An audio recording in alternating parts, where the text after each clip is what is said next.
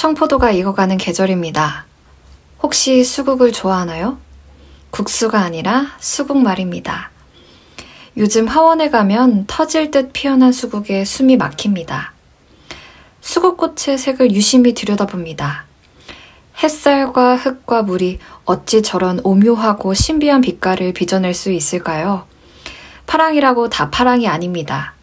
하늘빛이나 녹색이 도는 파랑도 있고 남프랑스 코트 다주르 해안의 쪽빛처럼 형언할 수 없이 깊은 파랑도 있죠.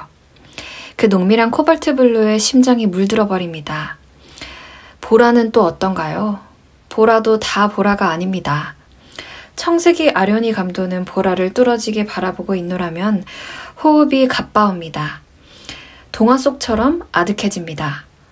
순백, 핑크, 연분홍, 연노랑, 빨강, 파랑, 남색, 청록, 연녹색, 하늘색, 연두, 연보라, 청보라, 진보라, 자주색. 미묘한 배합과 농담과 점층이 한 송이 안에서 시시각각 조화를 부립니다. 우리 눈이 볼 수 있는 세상 모든 색상의 섞임이 꽃 속에 존재하는 것만 같습니다.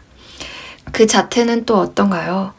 푸른 나비가 떼지어 꽃으로 피어난 것처럼, 색색의 설탕물을 들인 솜사탕처럼. 여백을 주지 않고 탐스럽게 피어난 꽃은 주변의 것들이 감히 넘볼 수 없는 고귀함입니다. 각각이며 하나입니다. 꽃을 바친 녹색의 넓은 잎들은 힘차게 빛납니다. 참외 배꼽처럼 작은 십자단추처럼 손톱만한 것들이 모여있는 피지 못한 꽃봉오리들은 우리말 네 글자 형용사를 시험합니다. 다닥다닥, 조롱조롱, 자잘자잘, 몽글몽글, 알록달록. 한 걸음 물러서서 수국나무 전체를 바라봅니다. 우아하고 청초하며 풍성하며 단촐하고 당당하며 수줍습니다. 예식장 카펫에 막 첫 발자국을 떼는 6월의 신부 같죠. 그래서 여름 신부들은 하얀 수국 부케를 드나봅니다.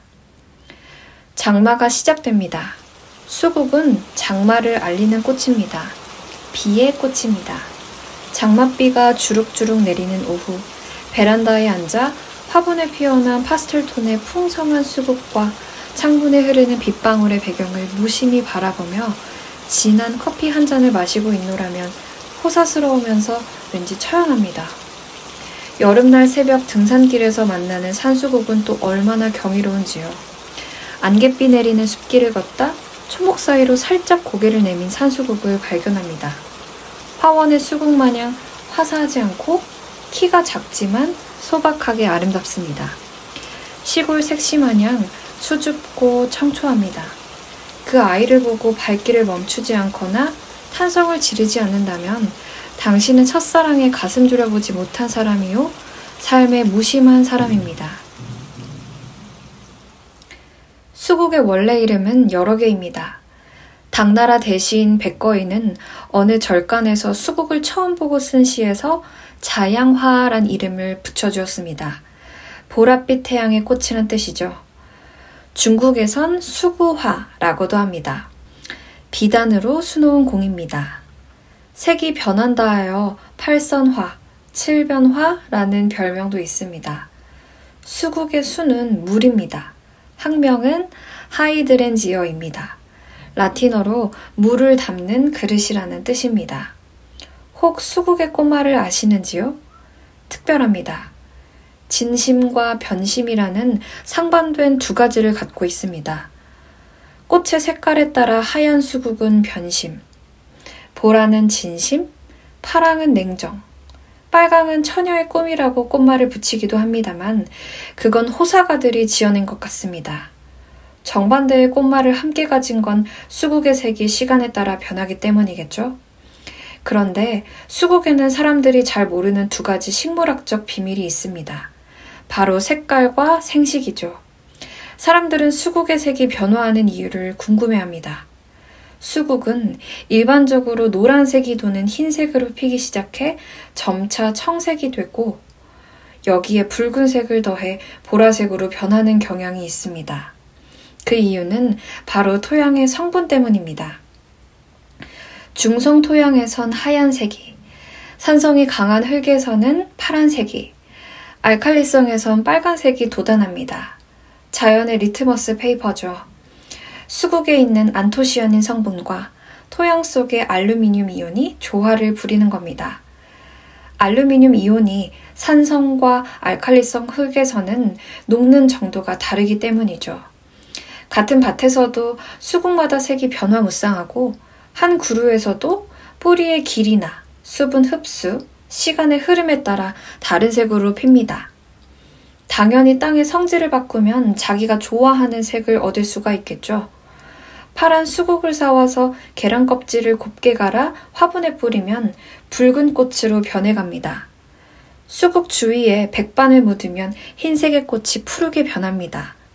지혜로운 선조들은 수국의 색을 보고 퇴비량을 조절했다고 합니다. 꽃을 자기가 원하는 색깔로 피게 하는 첨가지 비료도 팝니다.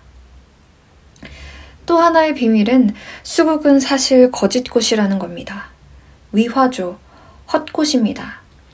수국은 종류가 무척 많지만 일반적으로 숲에서 자생하는 산수국 종류와 꽃집에서 흔히 보는 풍성한 관상용 수국이 있는데 후자는 일본에서 개량한 것입니다.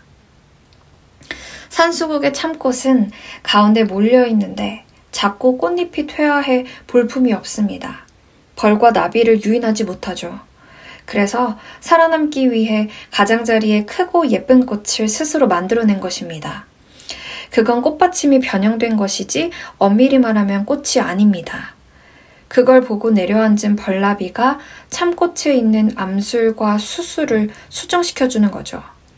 꽃가루 바지가 이뤄지면 꽃받침은 뒤집어지며 말라 죽고 열매가 연글기 시작합니다. 기가 막힌 분업이자 협업이죠.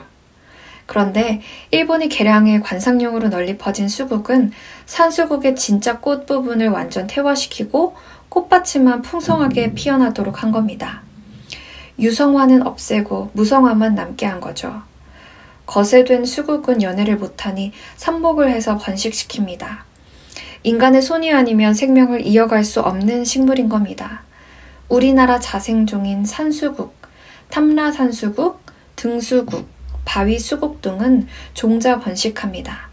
사실 꽃은 인간 보고 감상하라고 피는 것이 아니죠.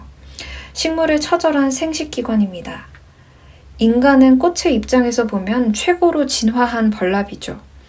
그 아름다움에 혹해서 인위적으로 대규모로 번식을 시켜주니까요. 색도 변하고 꽃도 진짜가 아니라는 이유로 수국을 지주없다고 싫어하는 사람도 있더군요. 그런데 그러면 어떻습니까? 꽃받침이 아름답게 변형돼 그걸 꽃으로 생각하게 하는 식물들도 많이 있습니다. 수선화, 산딸나무 등이 그렇습니다. 산수국이든 계량수국이든 번식하고 사랑받기 위한 애절한 생존 전략인 겁니다. 이 세상 한 가지 헛되고 사서로운 게 없습니다. 요즘 전국에서 수국축제가 열리는 곳이 많습니다. 가장 유명한 곳은 부산 태종대에 있는 태종사죠. 대단한 수국밭입니다. 스님이 수십 년간 심었다는데 3,000그루가 넘습니다. 제주는 곳곳이 수국 천국입니다.